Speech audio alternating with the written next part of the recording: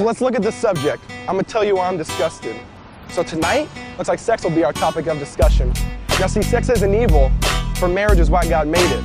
But I know you're like, come on, man, that's too outdated. This is 2011, bro. We do it for recreation. And hey, if you're in college, you do it while you're wasted. But I want to question this logic. I want to pop off the seal. I want to question something that we think is already a done deal. So take a rape victim, for example, and once it's revealed, when her bruises go away, is she totally healed? Nah, the damage is lasting. You can see it in her eyes. But if it was just abused recreation, why did it ruin her life? I mean, if sex is just for fun, why does it take such a toll? Maybe it's because you don't just have sex with a body, you have sex with a soul. Which means for me, there ain't no premarital loving. And it ain't just because I want a baby in the oven, it's because I'm staying pure till the day that I'm a husband. But see, this wasn't always me. That's a guarantee. Let's go back in the past, see who I used to be. Now growing up, I never learned how to treat a lady. If I learned one thing from my dad, it was leave the mom, ditch the baby. Now I don't say that to get sympathy, I say that to be real. Because according to stats, about 40% of you know how that feels. So I let the TV show me what the music already told me. No dad at home, so I was letting MTV mold me. And they sold me, which is why my life revolved around what girl I could get next. My life revolved around this girl named sex. Shoot, I'd get at her on the text, but I gotta confess, it seems the longer we dated, the bigger the mess. But then, my girlfriend was late on that time of the month. If you know what I mean, you understand when I say my heart sunk. I started to think about abortion, man. I started to butter it up. But it's funny, they don't make condoms for sin. You can't just cover it up. It was just a scare, but I knew a father I didn't want to be. It's funny how I was pro-life until it happened to me. So dudes, think twice before you desire her just because she's hot. Because the truth is, your body makes a promise whether you do or not.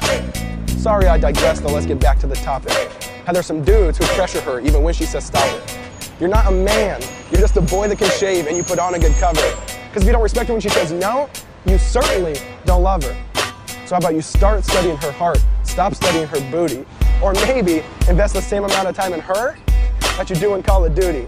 Because what makes you think you can get this girl and all of a sudden get naughty? Because you should have to touch her heart and her mind first before you ever touch her body. Because she longs to be accepted, she longs to be loved, so she gives herself up to another guy's lust. She thinks it feels good at first, but then she gets bitter. Because the promise of satisfaction, it never delivers. She's like, I don't want to, but it's just too tempting. So she keeps opening up the present just to find that it's empty. And then she starts to get confused. She keeps getting rejected by all these dudes. They tell her on a scale of 10, she's a 2. But that ain't true. If she only knew that Jesus, he loves and accepts us. Even when you don't want him, he'll never reject us. He heals us from that sin that totally infects us. And he does what condoms can't, he emotionally protects us. Now I know some of you hear this, you're gonna want to indict me. But we gotta think rightly, so I'll ask politely. Can you really say this isn't even true, just slightly? I mean, we touched the forbidden fruit, not to realize it's poison ivy, and now we're numb and we're itching, and we got a distorted psyche. You don't think you just do it, like your name was Nike, not realizing that the consequences of your actions are oh so pricey.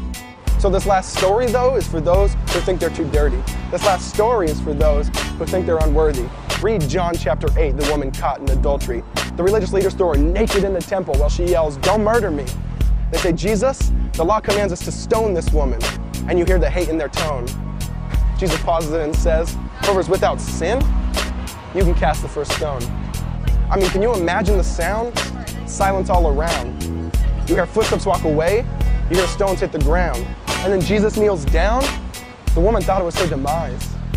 He lifts up her face. You see the grace in his eyes. He says, I don't condemn you. Go and sin no more. I love you. I accept you. Mercy is yours. But if you're anything like me, you're like, no, that can't be. Why would he ever die for me? See, but then I saw that scene where I was redeemed. He reached out